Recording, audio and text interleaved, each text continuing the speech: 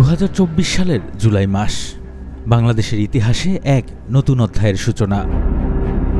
যে আন্দোলন শুরু হয়েছিল সাধারণ ছাত্রদের কোটা সংস্কারের দাবিতে, তা অল্প কিছুদিনের মধ্যেই রূপান্তরিত হয় এক স্বৈরাচারী শাসনের বিরুদ্ধে গণ অভ্যুত্থানে। এটি শুধু কোটা সংস্কারের আন্দোলন ছিল না, এটি ছিল 15 বছরের দীর্ঘশ্বাস, নিপীড়ন আর বঞ্চনার বিরুদ্ধে এক সম্মিলিত প্রতিবাদ। 1 জুলাই 2024 ঢাকা বিশ্ববিদ্যালয় সহ দেশের বিভিন্ন প্রান্তে শুরু হয়েছিল বৈষম্য বিরোধী ছাত্র আন্দোলন। সরকারি চাকরিতে কোটা বাতিলের পরিপত্র পুনর্বহালের দাবিতে শিক্ষার্থীরা শান্তিপূর্ণ সমাবেশ ও বিক্ষোভ শুরু করেছিল এই দিনটিতে। তাদের দাবি ছিল স্পষ্ট, বৈষম্যমুক্ত বাংলাদেশ গড়ার।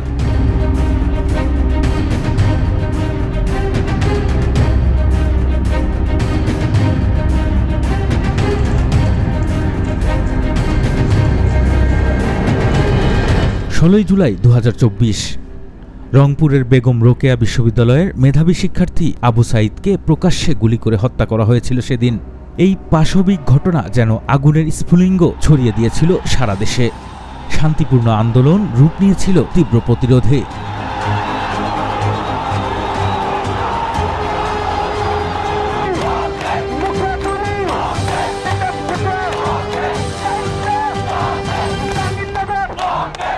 কোটার মেধা তো এক জিনিস না, তো এইখানে দ্বন্দ্বটা সৃষ্টি করে, এটা একটা ট্যাকটিস।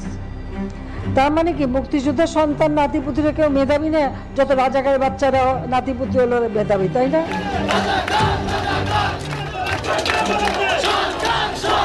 সেদিন রাজাকার আখ্যা দেওয়ার প্রতিবাদে স্লোগান উঠেছিল স্বৈরাচার স্বৈরাচার। মানুষ রাস্তায় নেমে এসেছিল কারফিউ উপেক্ষা করে। যারা নিজেদের অদ্যুত্বপূর্ণ মানসিকতা প্রকাশ ঘটিয়েছে।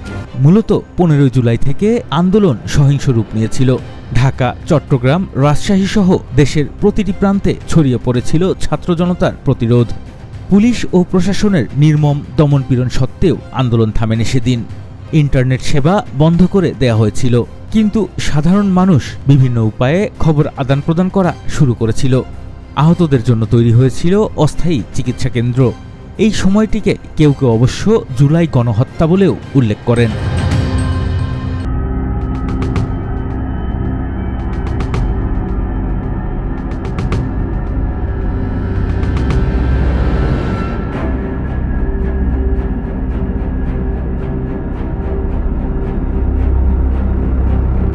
আগস্ট 2024 36 দিনের টানা আন্দোলনের পর অবশেষে স্বৈরাচারী সরকারের পতন হয়েছিল সেদিন।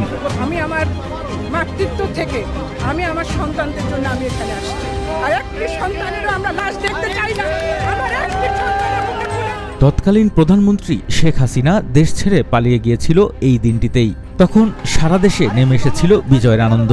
এ যেন দীর্ঘদিনের দুঃশাসনের অবসান ঘটিয়ে এসেছিল এক নতুন ভোর।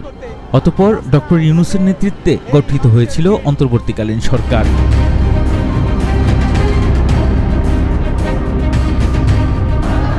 এই গণঅভ্যুত্থান বাংলাদেশের ইতিহাসে এক গৌরবময় অধ্যায়। অনেক তরুণের রক্তের বিনিময়ে অর্জিত হয়েছে এই বিজয়।